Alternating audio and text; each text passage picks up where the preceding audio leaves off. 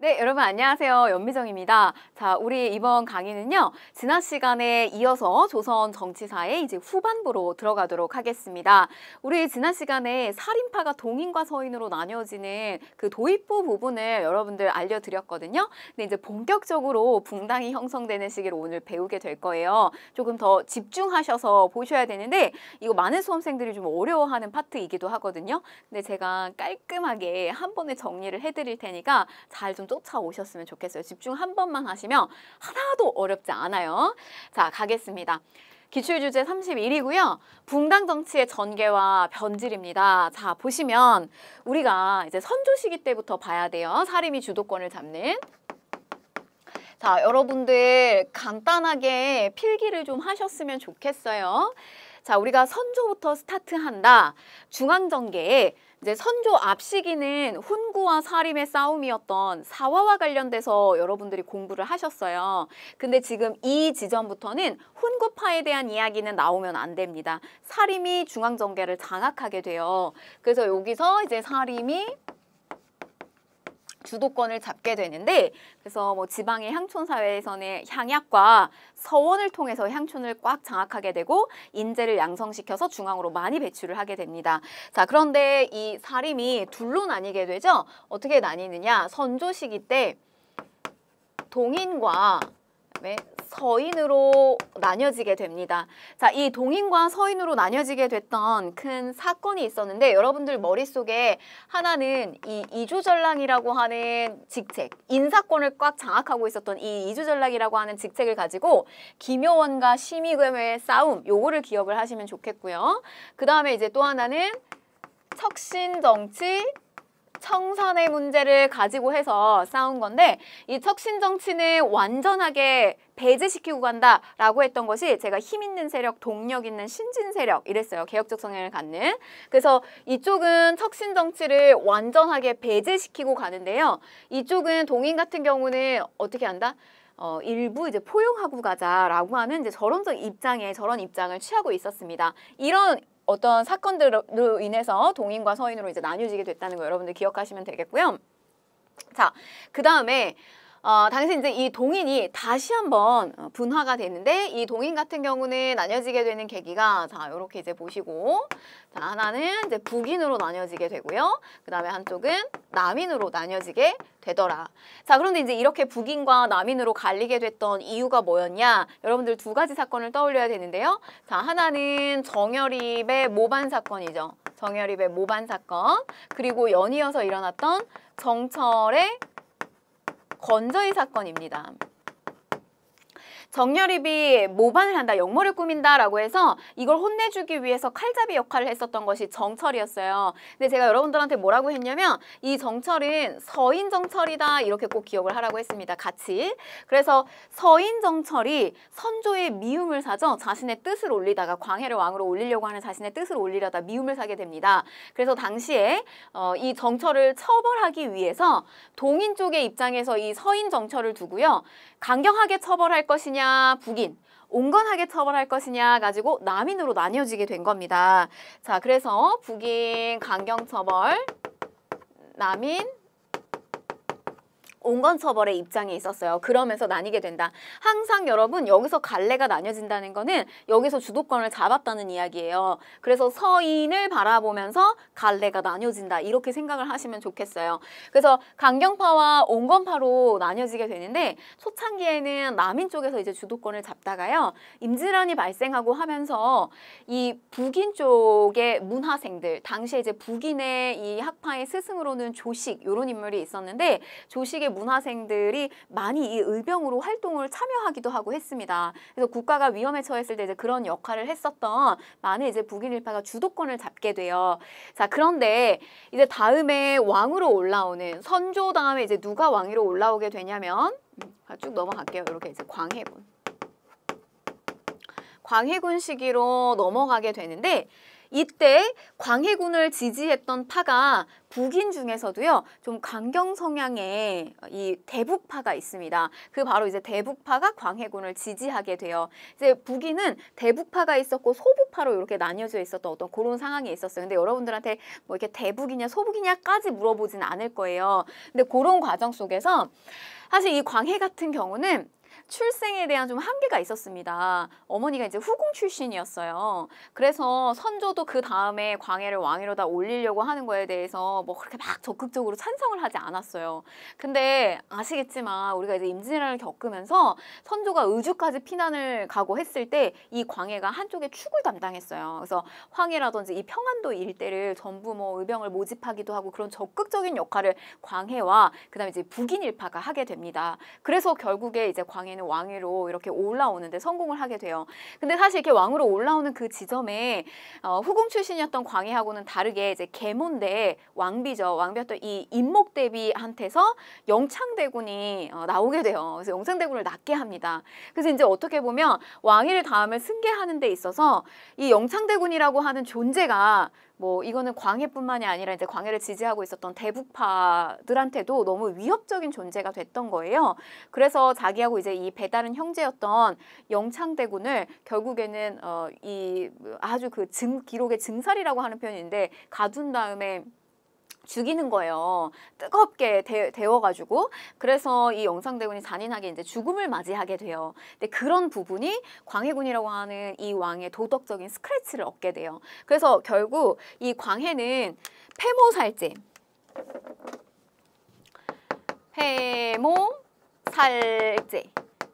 임목대비를 서궁에다가 유패시키고 그다음에 자기랑 배다른 형제인 영창대군을 죽였다라고 하는 이런 도덕적인 스크래치. 그다음에 이제 또 하나는 중리배교.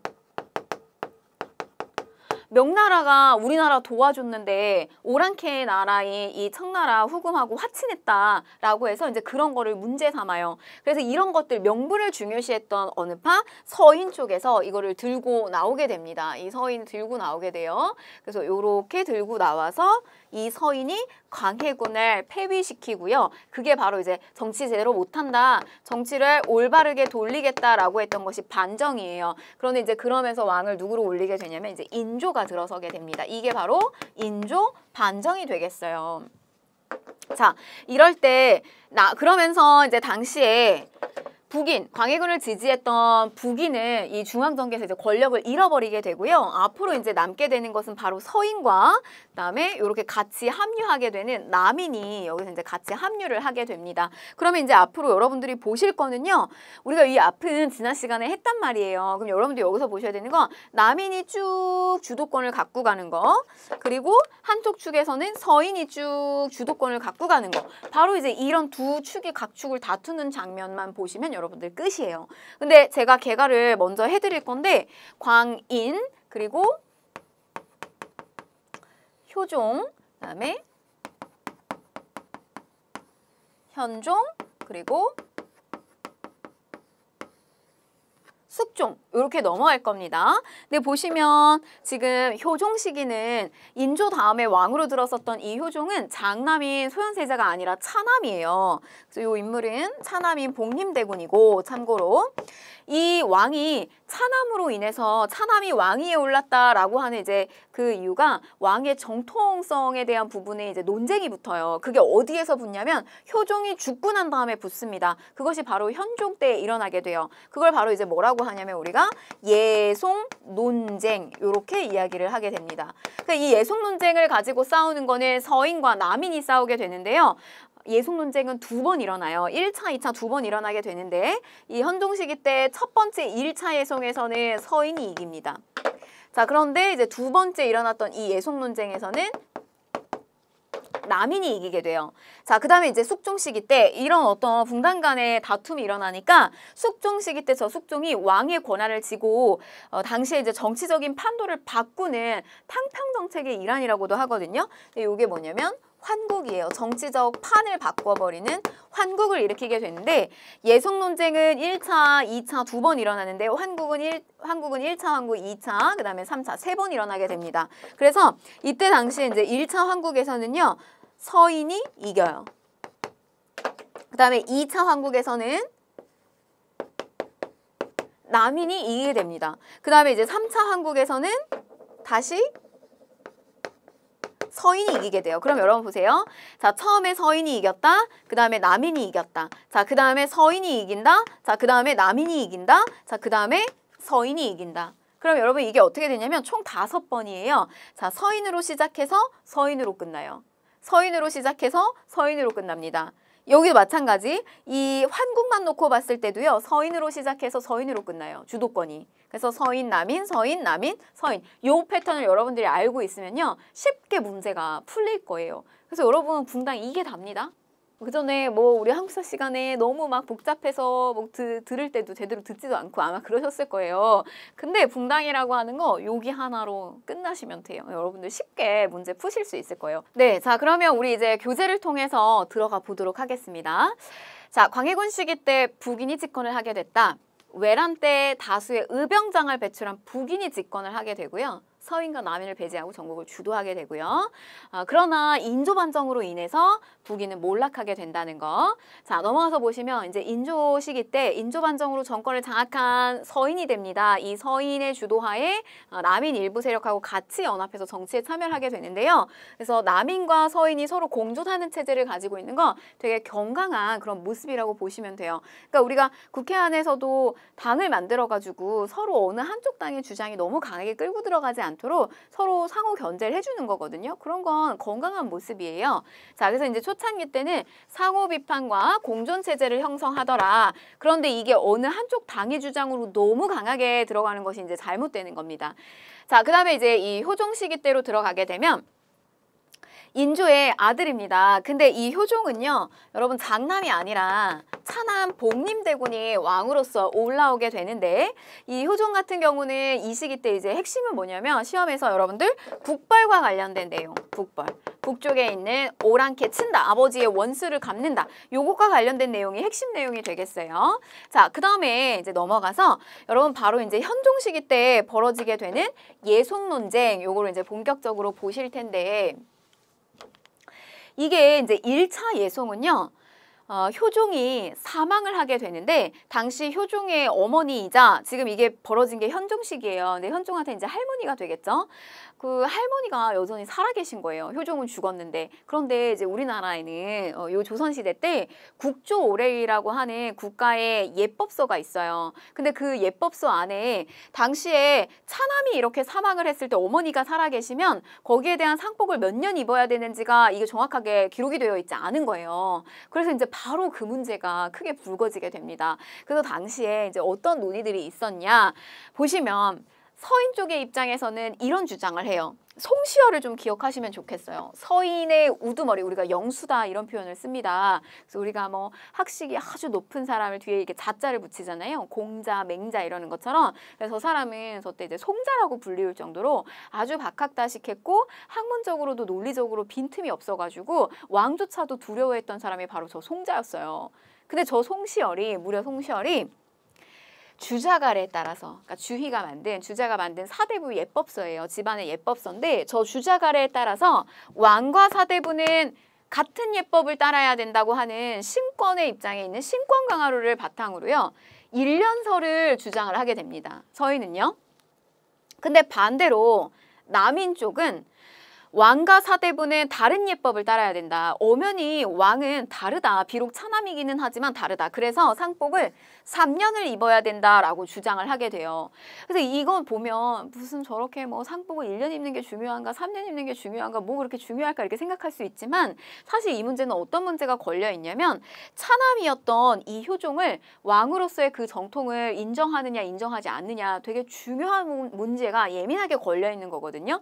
근데 당시 이 1차 예송에서는 누가 이겼다? 여러분들 제가 먼저 개괄을 해드렸습니다. 1차에 누가 이겼냐면 서인이 이기게 됩니다. 그래서 이때는요. 1년서를 들어주게 돼요. 그래서 1차 예송 서인이 이겼다. 자, 그 다음에 두 번 일어납니다. 예송은 2차 예송인데요. 자, 2차 해송 때는 이번에는 효종의 비가 사망을 하게 돼요. 근데 여전히 그 자의대비가 살아계세요. 오래도록 살아있어서 이번에는 이제 비가 죽었을 때, 며느리가 죽었을 때 어떻게 해야 되느냐, 상복을 몇 년을 입어야 되느냐. 자, 그런데 이제 서인 입장, 여전히 이제 신권강화론 입장에서 9개월설을 주장을 하게 됩니다. 상복. 남인 쪽에서는요. 1년을 입어야 된다. 1년설을 주장을 하게 돼요. 자, 그런데 2차 예송에서는 누가 이긴다? 여러분, 서인, 남인이죠. 그래서 2차 예송에서는 남인이 승리를 하게 됩니다. 2차 예송. 자, 근데 여기에서는 이제 1년설이죠. 똑같이. 그래서 여러분 이거 헷갈릴 필요가 없이 둘 다 예송. 1차 예송, 2차 예송인데요. 둘 다 만약에 누가 몇 년설이 이게 채택이 됐느냐라고 했을 때 뭐 예를 들면 뭐 3년설, 9개월 이렇게 나오는 선택지는 여러분들이 눈여겨보실 필요도 없어요. 왜냐하면 어차피 둘 다 1년설이 채택된 겁니다. 한 번은 효종이 사망했을 때 1년설 채택된 거고요. 한 번은 효종의 비가 사망했을 때 1년설이 채택이 된 거예요. 그래서 이제 보시면 두 번째는 이제 남인이 정권을 얻게 되는, 주도권을 갖게 되는 이제 그런 상황이었어요. 그러면 여러분 이게 그 다음에 어디로 넘어가냐면 환국으로 넘어가게 됩니다. 환국. 정치적 판을 바꿔준다. 이게 환국이거든요. 근데 여러분 보세요. 이제 첫 번째 환국은 3번이에요. 환국은 3번. 근데 지금 이 시기 때 주도권을 누가 잡았냐면 남인이 주도권을 잡았어요. 그 남인이 어깨뽕이 이만큼 올라가 있는 상태예요. 근데 너무 이제 남인의 힘이 세고 왕의 어떤 권위를 능멸하는 일이 발생을 하게 됩니다. 자, 어떤 일이냐면 남인 쪽에 일파였던 허적이 왕의 허락 없이 왕실의 천막을 무단으로 사용하였다. 이게 남인의 기름천막 사건이거든요. 그러니까 뭐냐면 왜 우리 막 이렇게 뭐 운동장에서 체육대회나 이런 거 할 때 떼양볕에요. 이렇게 기름천막 있어요. 그래서 햇볕을 가려주는. 거기에 보면은 뭐 이렇게 1학년들은 거기 만약에 선배 뭐 2, 3학년 언니들이 이렇게 있거나 이러면 조금 거기 안에 들어가서 그늘 아래 이렇게 1학년들이 가서 쉬기가 좀 그런데 아무튼 이제 그런 기름천막 같은 거라고 보시면 돼요. 근데 왕실 쪽에서 사용할 수 있는 그런 기름천막. 근데 이게 저 허적집에 집안에 경사가 있었어요. 그래서 당시 숙종이 야 이거 허적네 가져다 줘서 행사 잘 치를 수 있도록 빌려줘. 이렇게 했는데 이미 저 다 가지고 갔습니다. 허적이 가지고 가서 쓰고 있네요. 이렇게 보고를 한 거예요. 그래서 이제 숙종이 뒤집어져요. 이거는 사실 왕의 권위를 완전히 무시하고 능멸하는 행위거든요. 그래서 이제 이게 계기가 됩니다. 근데 여러분 항상 사건이라고 하는 건 이런 건 그냥 작은 어떤 불씨, 사건이 직접적으로 촉발되는 불씨에 해당되고요. 그 이전에는 이미 남인의 세력이 너무너무 저 힘이 셌던 거예요. 왕의 권위를 이렇게 무시할 정도로. 그래서 이게 어떤 작은 사건이 됩니다. 여기에 이제 뭐가 같이 연루되냐면 이제 허적의 서자입니다. 저 허견이 아들인데요. 저 허견이 역모 사건을 꾸민다라고 하는 것까지 같이 연루가 되면서 남인을 대대적으로 중앙 정계에서 이제 말하자면 주도권을 다 잃게 만들어요. 그래서 판을 누구한테 바꿔주게 되냐면 서인 쪽으로 판을 돌려주게 되는 바로 이제 이런 사건을 맞이하게 된다는 거. 그래서 남인들이 대거 축출되고 서인이 권력을 장악하게 됩니다. 자, 그러면 이제 여러분 보시면 1차 황국에서는 남인의 허적의 기름천막 사건으로 인해서 서인이 주도권을 잡는 거예요. 그래서 서인이 다시 주도권을 잡게 되죠. 그럼 여러분 생각해 보세요. 서인이 주도권을 잡게 되면 서인의 어깨뽕이 이만큼 올라가게 되죠. 이 판을 한 번 더 뒤집는 사건이 발생을 하게 돼요. 자, 그게 뭐냐면 이제 두 번째 일어났던 한국 기사 한국입니다. 숙종은 바람둥이, 숙종은 뭐 여성들 너무 좋아해. 이게 숙종의 이미지가 좀 그런 게 있어요. 그래서 장희빈 이야기가 여기서 나오는 겁니다. 인현왕후와 장희빈 이야기가 여기서 나오는 건데요. 인현왕후는 아들이 없었죠. 이 아들이 없으니까 이제 결국에는 이 희빈장 씨가 들어와서 숙종하고 저 희빈장 씨 사이에서는 이제 아들이 생기게 돼요. 그래서 이 아들을 세자로 책봉하고 원자로 정하게 되는데 그 다음에 왕위를 승계할 수 있는 이제 이런 원자로 정을 하게 됩니다. 바로 이제 여기에서 문제가 불거지게 돼요. 뭐 여러분들 그냥 여기서 이야기하는 뭐 장옥정, 그러니까 장희빈 또는 인현왕후 이런 여성들의 이야기는 그냥 뭐 여성들하고 희희낙낙하는 뭐 숙종의 러브 스토리가 아니에요. 내가 뭐 오늘은 희빈장 씨의 처소에 들겠다라고 하면 당시에 이 희빈장 씨를 지지하고 있었던 남인들의 어깨뽕이 막 이만큼 올라갑니다. 그런데 무려 저렇게 아들을 낳았어요. 그러니까 남인들이 얼마나 이 어깨가 올라갔겠어요. 근데 당시에 이제 이런 상황 속에서 제가 아까 그 서인들의 우두머리였던 송자라고 했던 사람 있죠. 송시열이 이거 가만히 두고 있지 않아요. 아직 젊습니다. 인현왕후도 아직 나이가 어리고 숙종도 나이가 어리고 조금 더 때를 기다렸으면 좋겠다라고 하면서 이 원자 정호의 문제를 조금 지연시키려고 하고 이런 식으로 이걸 만류해요. 근데 여러분 무려 제가 왕도 두려워했던 송시열이라고 했잖아요. 근데 숙종은 그렇게 여러분들 막 치맛복에 둘러싸여서 막 여성들만 너무 좋아하고 이런 왕은 아니었어요. 사실은 굉장히 뭐 아주 이제 카리스마 있고 과단성 있게 무려 이제 송시열하고 전면전을 하게 돼요. 그래서 당시에 뭐 숙종 같은 경우는 희빈장 씨 아들 굉장히 많이 예뻐했다고 해요. 근데 이 송시열의 이런 어떤 반대 주장에 전면전을 승부하게 됩니다. 결과적으로 어떻게 되느냐? 숙종이 이겨요. 숙종이 이기게 됩니다. 그래서 여기에서 어떻게 되느냐? 송시열은 사살을 당하게 돼요. 무려.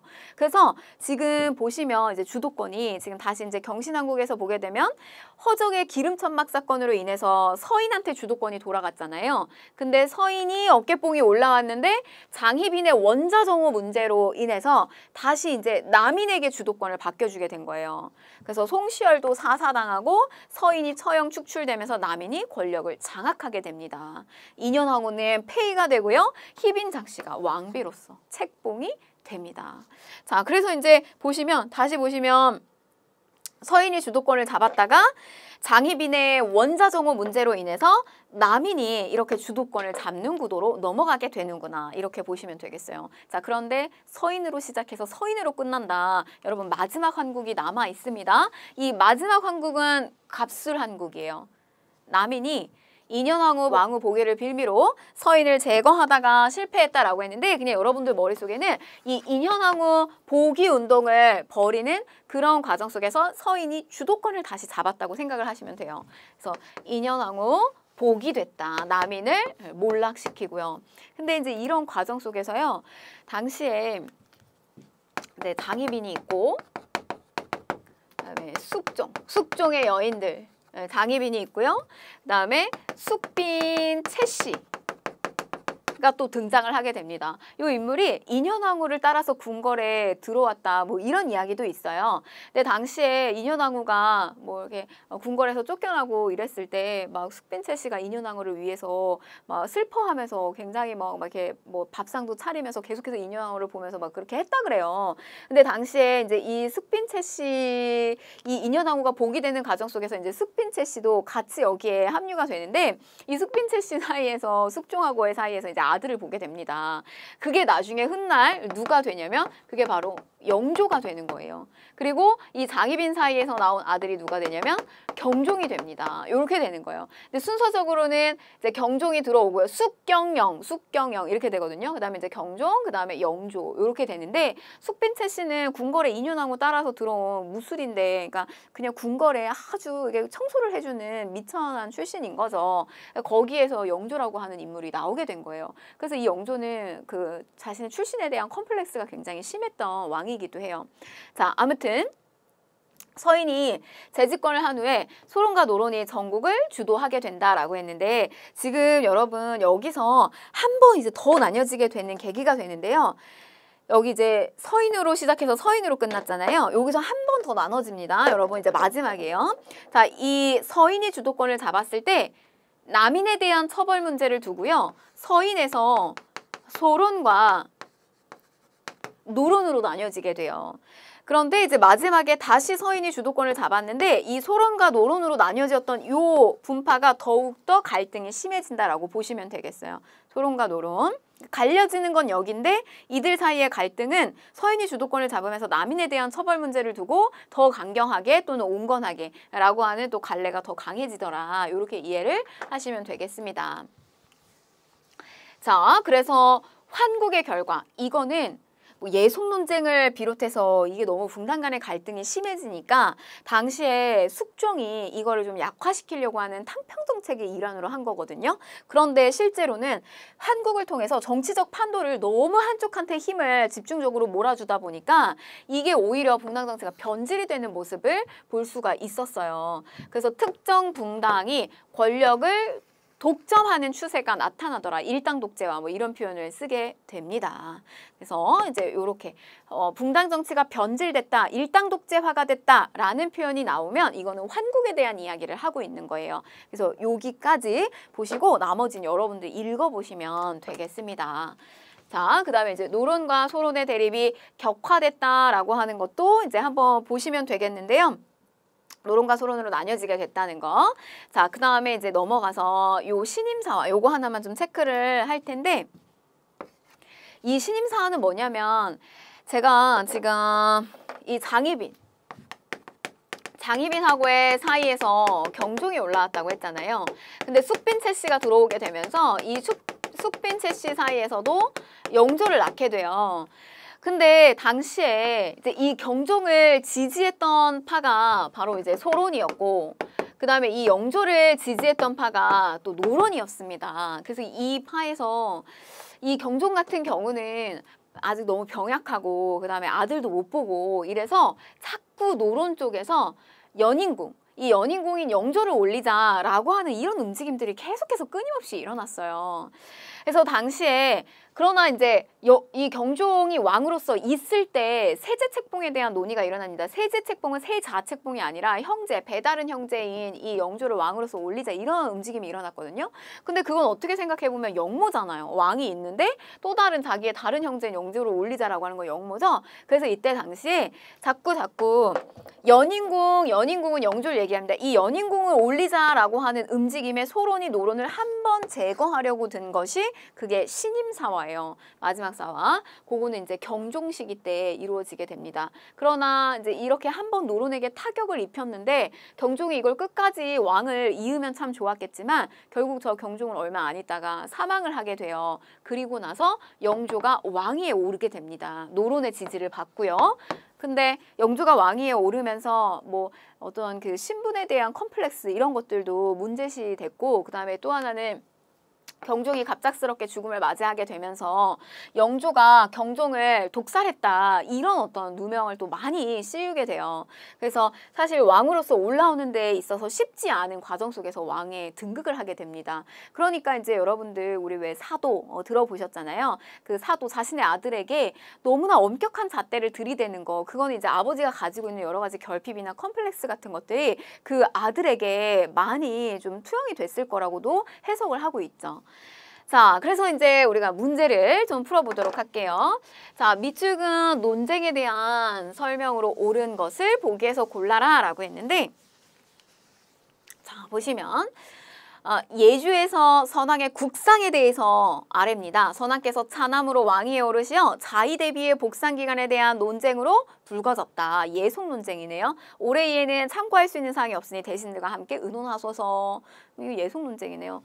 차남으로 선왕의 국상이니까 이거는 1차 예송에 해당이 되는 거네요. 그러면 기억. 남인과 서인 간에 발생한 전례 문제다. 맞는 설명이 되겠습니다. 여러분 여기에서 만약에 북인 이야기가 나오면 안 되죠. 광해군과 관련된 것만 걸릴 거예요. 안 나올 거고, 그 다음에 이제 니은 보시면 북인 세력이 정권을 장악하는 배경? 아니죠. 자, 그 다음에 디귿. 송시열, 서인 쪽의 영수 송시열이 주자가래에 따라서 1년만 입자 이렇게 얘기하죠. 맞는 설명이 되겠습니다. 정답이고요. 리을 보시면 외척 세력인 대윤과 소윤 간의 대립으로 일어났다라고 했는데 이거는 누가 돼도 윤이 된다. 어차피 윤씨가 된다. 윤원영, 윤희밀파의 싸움, 문정왕후, 장경왕후 집안의 싸움인 거죠. 그래서 저거는 누가 돼도 윤이 된다. 얼싸좋네. 을사사화. 제가 이렇게 얘기했어요. 을사사화. 여기랑 관련성이 없습니다. 이렇게 보시면 되겠죠. 자, 우리 이제 넘어가서요. 기출주제 32 보도록 하겠습니다. 자, 그러면 이렇게 당파 간의 싸움이 극대화되고 또는 이게 나중에 숙종 시기 때 가게 되면 환국이라고 하는 것으로 너무 한쪽에 주도권이 들어가게 되는 이제 일당 독재 이런 수준을 겪으면서 영조가 어렵사리 왕으로서 등극을 했어요. 그래서 영정조 시기 때는 이들의 목표는 뭐냐면 이런 분당을 잠재우는 거. 탕탕평평. 어느 한쪽 당에게 힘을 실어주는 것이 아니라 고르고 균등하게. 이게 바로 이제 탕평 정치입니다. 근데 여러분들이 여기서 보셔야 되는 건 영조하고 정조의 탕평책을 비교하셔야 되는데 영조 시기 때는 우리가 이런 표현을 써요. 완론 탕평. 정조 시기 때는 우리가 이런 표현을 씁니다. 줄론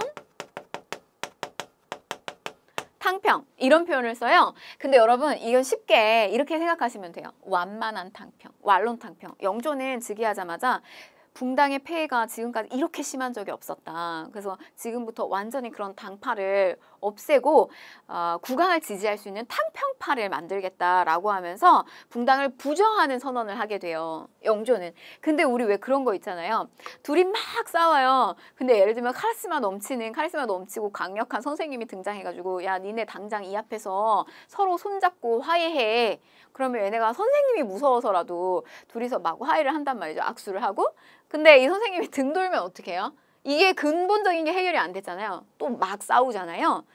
약간 좀 그런 느낌이에요. 그러니까 영조는 강력하게 이 왕의 권위로다가 붕당을 눌렀는데 실질적으로는 자기를 지지해주고 있었던 이 노론 세력을 완전히 누를 수도 없었고요. 그 다음에 탕평을 완전히 잠재우기도 어려웠습니다. 한계를 가지고 있었어요.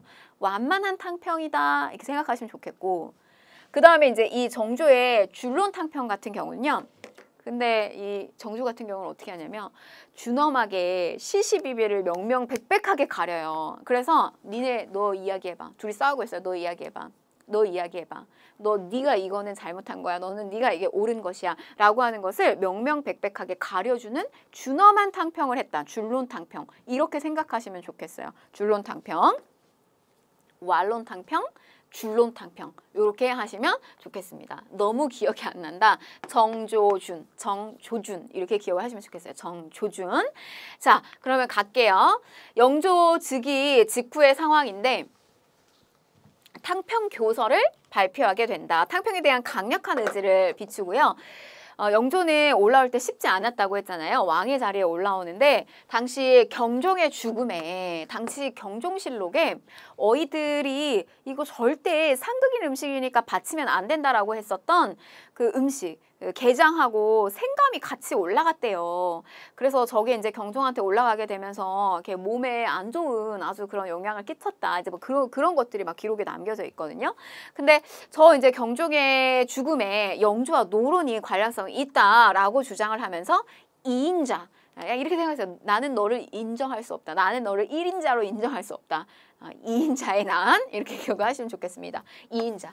영조 너 1인자로 인정 못해. 2인자의 난 일어납니다. 그럼 여러분 이거 누가 일으켰냐? 조금 제가 깊게 설명드리면 영조를 지지한 것이 노론이잖아요. 근데 노론의 갈래가 어디서 나온 거냐면 서인에서 나왔잖아요. 서인에서 노론, 소론 이렇게 나왔잖아요.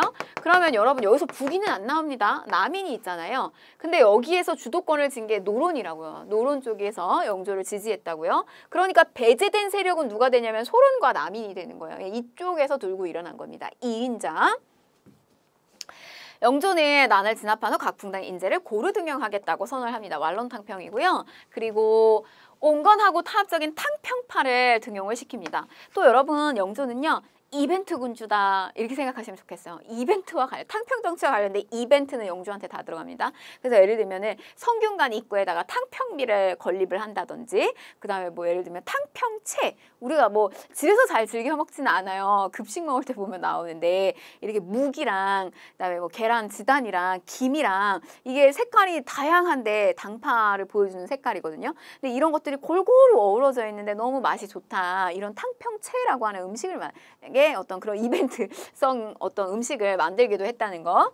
자, 그 다음에 이조전랑의 권한이 약화됩니다. 저거 이조전랑제 가지고 싸웠잖아요. 인사권을 갖고 있었던 저 이조전랑의 권한을 약화시켰다는 거. 그래서 후임자 추천권, 3사의 관리를 선발하던 관행을 폐지하게 됐다는 거. 영조 때. 자, 그 다음에 그러나 이제 근본적으로는 해결이 못 됐다는 거고요. 이후에 이제 영조 이후에 영조의 아들이 있었죠. 사도 뒤주에 갇혀 죽은 그 왕이 되지 못한 비운의 세자죠. 이 사도 세자의 또 죽음을 계기로 노론 내부에서 또 벽파와 시파로 분열이 됐습니다. 여러분 너무 어렵게 생각하지 마시고요. 막 길게 연결하지 마시고 이게 당파를 물어보는 거는 제가 아까 개괄을 해드렸던 그 부분에서 끝나고요. 나머지는 그냥 시파 벽파는 이 사도세자의 죽음을 둘러싸고 또 당시에 이런 또 분위기가 형성됐구나로 이해하시면 됩니다. 이 뿌리를 어디서 찾아야 되겠다 이런 생각을 하지 마세요. 시파는 사도세자의 죽음을 슬퍼하는 그런 입장이에요. 뭐 정확하게는 저게 이제 정조의 입장에 시류에 편승했다라고 해서 이제 시파 뭐 이렇게 표현하기도 하는데 그냥 슬퍼하는 이렇게 기억하세요. 사도의 죽음을 슬퍼하는 시파, 벽친다, 벽파. 사도의 죽음은 온당하다, 벽파. 이렇게 기억하시는 게 좋겠습니다. 그래서 이제 이렇게 뭐 여기에 뭐 남인이 들어갔니, 소론이 들어갔니 이렇게 하실 필요 없어요. 사도세자의 죽음을 두고 시파, 벽파로 나뉘어지게 됐다는 거. 자, 그 다음에 이어서 보시면 균역법을 실시했다. 군포를 1년에 2필에서 옷감을 2필에서 1필로 줄여주는 균역법을 실시했고요. 이런 거 이제 애민정책의 일환이죠. 이런 것들은 다 조금 그 경제 파트 가면 다시 좀 설명을 드릴 거고요. 뭐 요것도 경제 파트 가면 설명을 드릴게요. 균역법을 실시한 게 영조라는 걸 기억하시면 되겠고, 자, 신문고 백성들의 억울함을 풀어주기 위해서 신문고를 다시 설치합니다. 신문고 하면요. 태종, 이방원, 그 다음에 영조 때 한 번 더 나옵니다. 이렇게 2번 걸리고요. 자, 그 다음에 건축과 관련된 게 있어요. 근데 건축과 관련해서 수원화성을 건설했다라고 하면 정조고요. 그 다음에 청계천을 건설했다라고 하면 영조로 떠올리시면 되겠습니다. 그래서 홍수에 대비하기 위해서 청계천을 준설했다는 거. 자, 그 다음에 영조의 개혁정책 이제 편찬사업인데 속대전이에요. 속대전. 경국대전을 만들었잖아요. 이거 경국대전 여러분 언제 언제요? 성종이죠. 성종. 근데 시간이 너무 흘렀어요. 법이 더 많이 생기고 보완해야 되는 법들이 나와야 되겠죠. 그래서 속대전 보완하기 위한 요게 이제 영조 시기 때 나오게 됩니다. 그리고 또 우리나라의 제도와 역대 문물을 정리한 건데 우리나라의 동국의 문헌서 참고서적이에요. 동국, 문헌, 비고 이렇게 이제 편찬 사업으로 했다는 거. 자, 그다음에 이제 정조의 탕평 정책 줄론 탕평입니다. 줄론 탕평. 정조도 사실 비운의 왕이죠. 왜냐하면 자기 아버지가 할아버지하고의 갈등 속에서 뒤주에 갇혀서 죽는 걸 본 그런 사람이잖아요. 이게 얼마나 사실 심적으로 이 멘탈을 부여잡기가 사실 쉽지 않았을 거예요. 근데 그럼에도 불구하고 이제 많은 업적을 남기고 굉장히 또 훌륭한 군주입니다. 이런 갈등 그리고 암살에 대한 위험을 저 정조도 맨날 느꼈다 그래요. 그래서 이제 정조 같은 경우도 스스로 이런 무예 실력을 닦기 위한 그런 연습을 많이 또 하기도 하고, 그다음에 뭐 언제 자기도 아버지처럼 그런 당쟁의 소용돌이 속에서 죽음을 당할지 모른다는 생각에 그 올라오는 상소문을 밤 늦게까지 다 일일이 읽어보고 그랬다 그래요. 그러니까 이제 어떻게 보면 영조하고 정조 같은 경우는 아주 노력형 군주로서 많이 이야기를 합니다. 이렇게 세종이 약간 선제적 기질을 가진 군주라면 영정조는 어떤 노력형 군주로서 이런 이야기를 하는데 환경이 또 이런 왕을 또 만들기도 한 거죠. 어떻게 보면 줄론탕평이고요. 새로운 인사를 등용하는데 뭐 벽파라든지 환관 내시들을 제거를 하고 이렇게 이제 시파를 등용을 했다는 거. 사도세자의 죽음을 애도하는 시파를 등용하고요. 그다음에 능력을 또 중요시했습니다. 그래서 붕당의 입장보다는 능력이 좋은 세력, 뭐 노론 벽파 중에서도 또 일부 이렇게 교류하는 모습도 보여지더라. 가볍게 보시면 되겠어요. 자, 그다음에 자기 사람을 만들어야 되잖아요. 젊고 유능한 문신을 초계 문신으로 선발하는 거예요. 예를 들면은 관직에 들어갔어요. 공무원이 됐어요. 근데 됐는데 그 된 사람들 중에서도 능력이 좀 출중한 37세 이하의 젊은 관료들을 뽑아서 더 별도의 어떤 특별 교육을 연수 보내주고 이런 거 하는 거라고 생각하시면 돼요. 자, 그 다음에 장용령을 설치했다. 친위부대입니다. 국왕의 친위부대인데요. 서울에 왕을 지키는 정조를 지키는 네 장용령이 있었고요. 그 다음에 수원화성에 외 장용령이 있었습니다.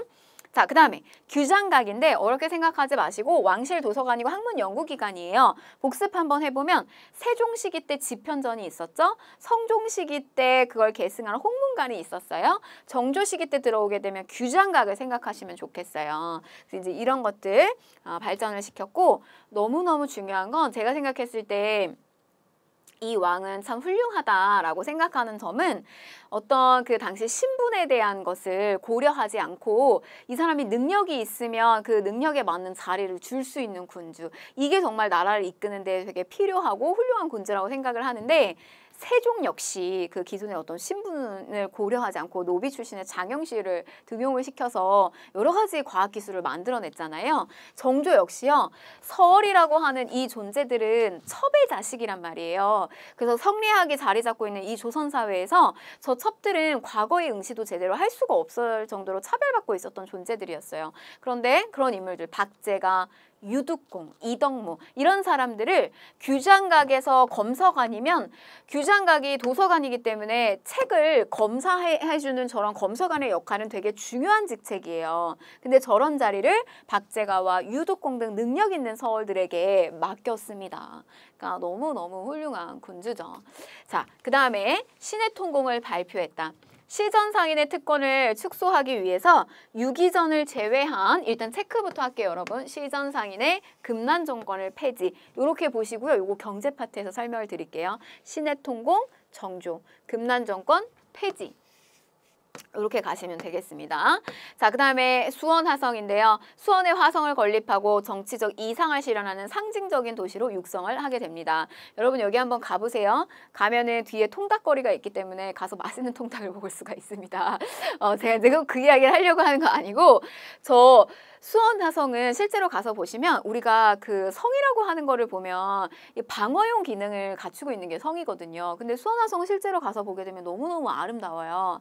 그러니까 정조는 이 성을 건립하려고 할 때 단순하게 방어적 목적으로만 저걸 건립하지 않았다는 거예요. 여기에 이상적인 어떤 상업시설을 갖추고 그런 상업 도시로서를 자리매김할 수 있도록 그런 어떤 상징적인 도시로서 이곳을 육성하게 됩니다.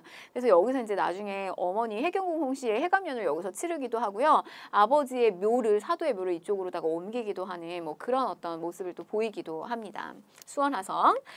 자, 그 다음에 이제 편찬 사업인데 대전 통편. 자, 이거는 뭐냐면 우리 경국대전이 있죠. 그 다음에 속대전이 있어요. 요거 두 개를 만나게 해주는 겁니다. 합쳐놓은 대전 통편을 정조 시기 때 한 거고 그 다음에 동문 휘공, 뭐 대외관계를 정리한 문서집이고요. 무예도보 통지, 무예도보 통지 중요하게 여겼어요. 그래서 제가 문무에 능한 사람라고 얘기했을 때 제가 세종과 정조 이렇게 꼽습니다. 이게 꼭 뭐 저 왕 자체가 뭐 무예를 익히고 이랬다는 것보다는요. 문과 무에 다 관심을 가졌던 군주라고 생각을 하시면 좋겠어요. 그래서 세종 같은 경우는 사군육진을 개척하고 그다음에 쓰시마를 정벌하고 그래서 훈민정음만 생각하지 마시라고요. 정조도 역시 마찬가지로 뭐 규장각을 건립하고 이런 여러 가지 역할들을 하셨지만 또 역시 저렇게 무예도보 통지라든지 무예 훈련서를 글과 그림으로다가 상세하게 기록해서 알려주는 그런 것도 내셨습니다. 무예도보 통지. 그다음에 또 일성록인데요. 왕의 일기예요. 그래서 이거 세계에서 보기가 되게 드문 경우입니다. 뭐냐면 우리가 실록은 있잖아요. 이거는 제3자가 쓰는 거예요. 비교적 객관성을 유지하면서 쓰는 건데 저 일성록은 날마다 스스로 반성하는 기록이에요. 그래서 왕이 나는 오늘 이랬다. 나의 오늘 심정은 이랬다. 이렇게 그 정조의 당시의 심정까지도 들여다볼 수 있는 일기에 해당이 됩니다. 근데 이제 저 기록물이 나중에 왕들에게 저게 이렇게 교훈이 됐던 거예요. 그래서 이후에도 저게 계속 쓰여지게 됩니다. 정조 이후에도 일성록 유네스코에도 등재가 되어 있어요. 자, 아무튼 자, 그럼 이제 문제 풀어볼게요. 다음 가상 인터뷰에 왕이 추진한 정책으로 옳은 것을 골라라 라고 했는데 뭐 어제 문업에는 어떤 내용이 있나요? 봤는데 탕평 청계천준설 나오네요. 그래서 건설과 관련된 거 청계천 영조, 그 다음에 수원 하성 정조. 자, 그러면 1번. 지편전을 계승한 홍문관, 요거는 성종이고요. 그다음에 국경을 정한 백두산 정계비를 건립하였다. 요거는 숙종에 해당이 되고요. 자, 3번. 왕실의 권위를 세우고자 경복궁을 다시 중건하였다. 이거는 흥선대원군입니다.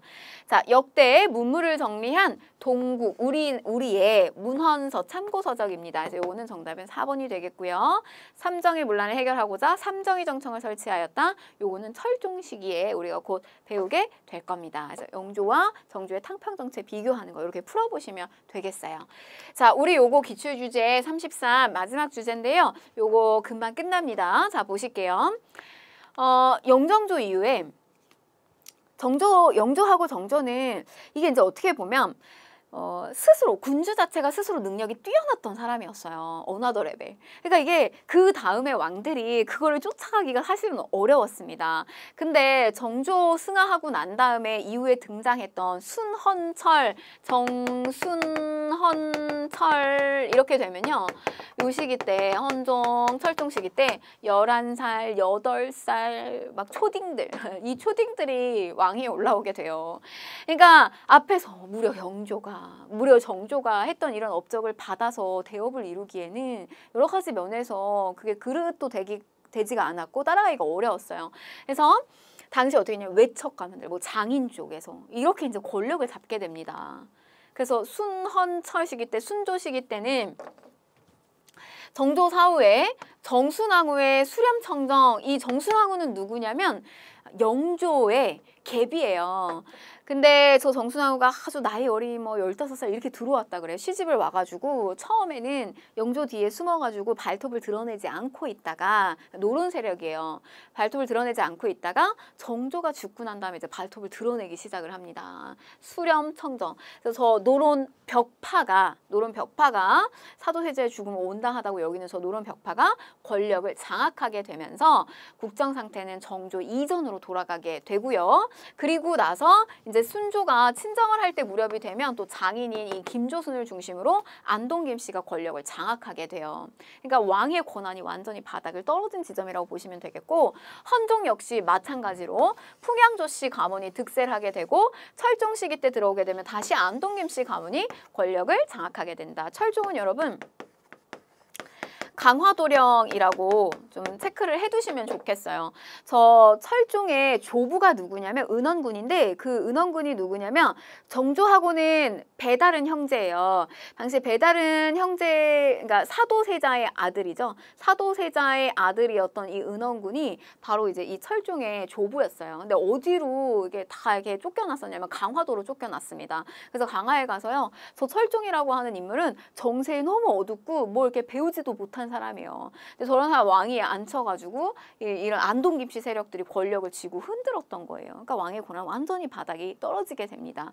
이건 더 나쁜 쪽으로 가는 거예요. 그러니까 뭐냐면 이거는 당이 주도권을 갖는 것도 아니고요. 그 당 안에 소수의 성씨 가문이 주도권을 잡는 거예요. 자, 이제 이 시기가 되면 비변사, 우리 이 비변사는 외구의 침입으로 인해서 변방을 방어하기 위해서 처음에 임시적으로 설치한 게 비변사인데 이게 이 지점에 오게 되면 최고기구가 됩니다. 국정총괄기구. 그러니까 임진왜란을 겪고 나게 되면서 저 비변사가 권력을 크게 쥐게 돼요. 그래서 국정총괄기구로 자리를 잡게 되고 소수의 외척 가문이 저 비변사의 요직을 다 독점하게 된다는 거. 그래서 여기서 막 관직을 사고 파는 매간매직 같은 것들이 벌어지게 되고요. 문제점이 많겠죠.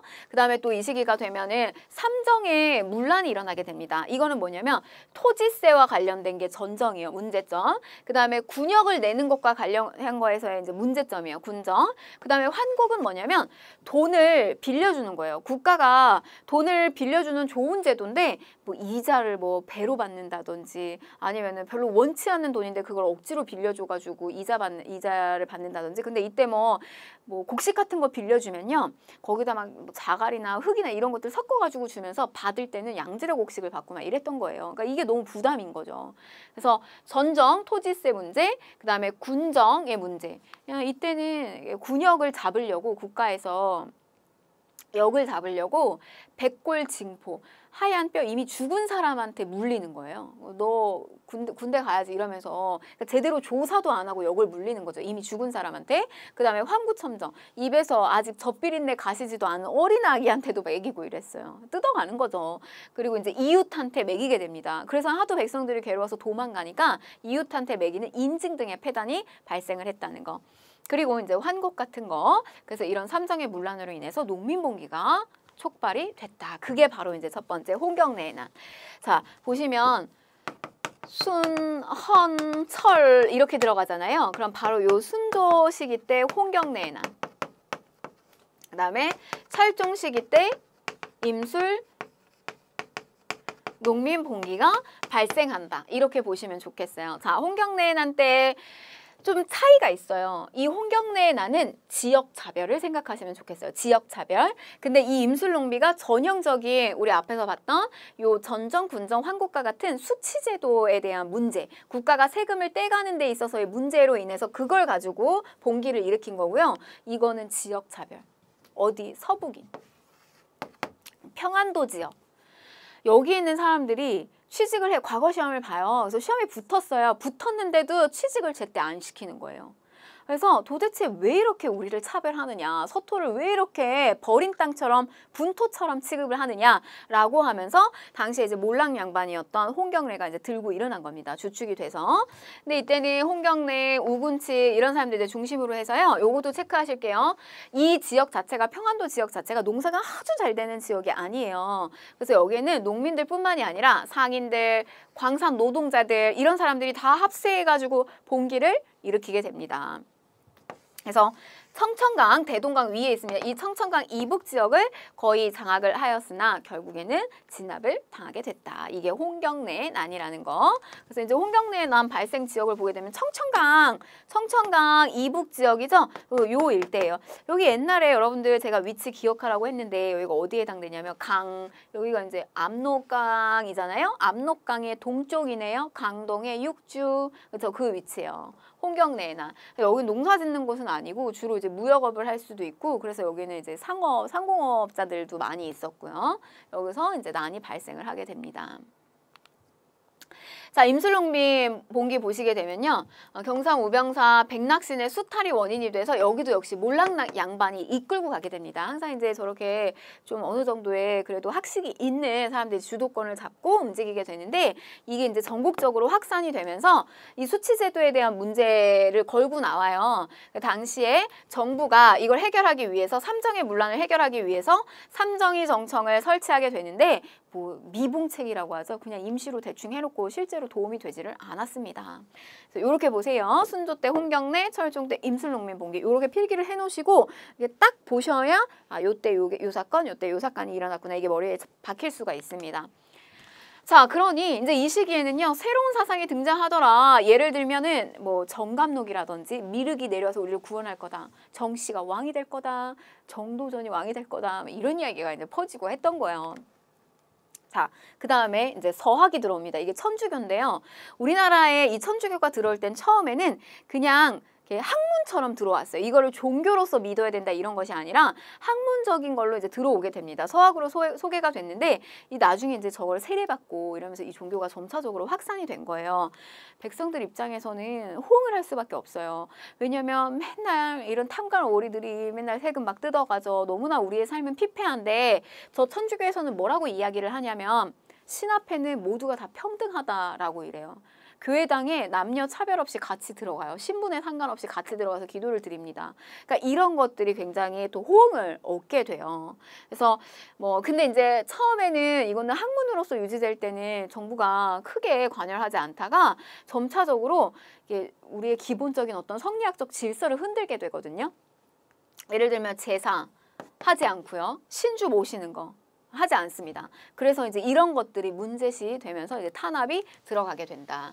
이게 신해박해 또는 진산사건이라고 해요. 정조 시기 때 처음 이제 이런 문제가 불거지게 되는데 당시에 윤지충이라고 하는 인물이 자기 이제 모친상을 치르게 되면서 이제 신주를 불태우고 천주교식으로다가 이렇게 예의를 행하게 돼요. 그래서 여기에 관련되어 있었던 이제 윤지충과 권상현을 처형하게 됩니다. 근데 이때만 해도요. 천주교에 대해서 되게 세게 박해하지 않았어요. 그래서 정조 시기 때는 저렇게 세게 박해하지 않아서 오히려 천주교가 확산되는 계기가 됐다 뭐 이런 이야기를 하기도 해요. 자, 그 다음에 순조 시기 때 가서 요거 이제 별표 치셔야 됩니다. 순조 때 신유박해가 일어나게 되는데 이 순조주기요 정순왕후, 제가 아까 발톱을 드러냈다고 했잖아요. 수람청정으로 집권하게 된 이 정순왕후 노련 벽파 쪽의 입장입니다. 이 노련 벽파가 남인시파면 사도의 죽음을 슬퍼하고 정조 쪽의 측근 세력이에요. 이 남인시파는 바로 이 남인 쪽에서 천주교를 많이 믿었단 말이죠. 정약용, 이 정약용 집안 전체가 다 천주교 집안 집안이에요.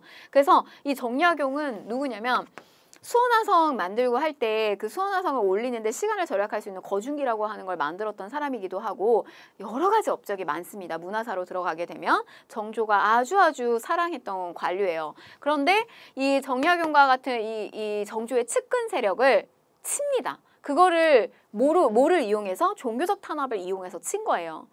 그래서 이 신유박해 같은 경우는 이게 겉으로 표면상으로는 천주교를 박해하는 거지만 실제로는 정조의 측근 세력을 다 처단한 게 신유박해였어요. 대대적 박해였습니다. 그래서 이때 황사영이라고 하는 인물이 당시 이제 중국에 있는 프랑스 선교사한테 백서, 하얀 색깔 천에다가 글을 써가지고요. 이쪽에 지금 우리나라 지금 여기 안에 난리가 났다. 빨리 우리를 군대를 보내서 도와달라라고 하는 이제 저 편지글을 썼는데 이제 저게 발각이 됩니다. 그러면서 이제 같이 뭐 처형을 당해요. 그래서 이때 뭐 정약용이 강진으로 유배를 가게 되고요. 정약용 강진 유배 가고 요 황사영 백서 사건도 알고 계셔야 됩니다. 정약전이 흑산도로 유배가 됐다는 거. 근데 여기 유배 가서도 가만히 있지 않아요. 이 정씨 형제들 굉장히 똑똑한 사람들이거든요. 그래서 여기서 물고기들 조사해요. 물고기들 조사해가지고 이걸 책으로 닦아 남깁니다. 자산, 어보. 자, 요렇게 보시면 되겠고, 그 다음에 이제 이어서 뭐 기해박해, 병호박해 뭐 이런 것들. 그래서 최초의 신부인 김대건 신부가 처형이 되기도 하고요. 그 다음에 또 최대박해, 병인박해, 흥선대원군 시기 때 프랑스 선교사 대대적으로 처형하게 되는데 저게 우리가 근대 파트 처음 스타트가 되는 병인 양요의 원인이 됐던 사건이 병인박해가 되겠습니다. 자, 그런데 이제 여러분 보시면 서양의 학문이다라고 하는 이 서학, 천주교가 들어왔잖아요. 이거에 대응하기 위해서 뭐가 만들어지게 되냐면 동쪽의 학문인 동학이 나오게 됐어요. 그래서 이 동학은 당시 철종 때 임술롱미 봉기가 일어나는 시점이죠. 최재우가 서학에 반대한다는 의미로 이제 동학을 창시하게 됩니다. 이 내용을 보게 되면 하늘님을 모시는 시천주를 모시는 거예요. 근데 이 동학에서 하는 이야기가 뭐냐면 사람이 곧 하늘이다. 이런 이야기를 해요. 사람이 곧 하늘이다. 사람을 존귀하게 여겨야 된다. 이런 이야기를 합니다. 역시 많은 그 여러 가지 핍박을 받고 있는 백성들의 입장에서는요. 동학에 매료되기가 좋겠죠. 그래서 이런 평등 사상을 강조하고 민간신앙의 요소도 표현된 동학이 많이 확산되더라. 그래서 이게 백성들을 혼란하게 하고 세상을 어지럽힌다라는 제목으로 최재우를 처형을 하게 됩니다. 그리고 당시 이제 2대 교주였던 최시영이 동학의 경전인 동경대전과 한문버전과 용담유사인 한글 버전인 저 용담유사를 또 많이 편찬하게 했다라고 하는 거. 자, 그러면 이제 문제 한번 풀어보도록 하겠습니다. 자, 다음 대화에 나타난 사건에 대한 설명으로 옳은 것은 했는데 적도의 우두머리는 성은 홍이고 이름은 알 수 없으며 우군칙, 오용진 등이 그의 부하라고 하옵니다. 김익수는 그들에게 항복했다고 합니다. 여러분 저렇게 홍이 나오잖아요. 그러면 나올 만한 게 뭐가 있냐면 홍경래 이거 하나랑 그다음에 여러분 홍이 붙었어요. 근데 홍건적. 이거는 홍건적은 붉은 두건을 쓴 도적대잖아요. 그래서 당시 이거 공민왕이 안동까지 피신가게 했었던. 근데 지금 여기서 보면 적의 우두머리는 성씨가 홍이고 이름은 알 수 없대요. 이 케이스 아니고 홍경래밖에 없어요. 이게 더 어떤 여러분들한테 부연 설명이 들어오지 않아도 여러분들 머릿속에는 이렇게 두 개 가지고 떠올려 보면서 문제를 풀 수 있습니다. 만약에 홍건적과 관련된 문제가 출제되잖아요. 그러면 공민왕에 대한 이야기가 나올 거예요. 그래서 안동까지 피신 갔네, 뭐 노국공주 다리 뭐 이런 이야기가 나올 겁니다. 홍경래. 자, 그러면 1번 보시면 박 교수가 안핵사로 파견된 것은 임술롱민 봉기에 해당이 되겠고 조병갑의 탄압이 계기가 되었다라고 하는 것은 저거는 이제 동학농민운동과 관련될 거예요. 그다음에 선해청과 일본공사관 요것도 이제 근대사 파트 가서 배우실 겁니다. 이모군란. 그다음에 서북인에 대한 차별에 반발했다. 지역차별. 4번이죠. 남접과 북접이 연합했다. 요것도 동학과 관련된 거라 우리가 후에 배우게 될 겁니다. 자, 우리 이렇게 해서요. 정치사, 조선시대 정치사 여러분들 여기까지 오셨으면 큰 산을 넘으신 거예요. 붕단과 관련된 파트 제가 정리해 드린 대로 잘 이렇게 정리하시기 바랄게요. 네, 다음 강의에서 뵙도록 하겠습니다.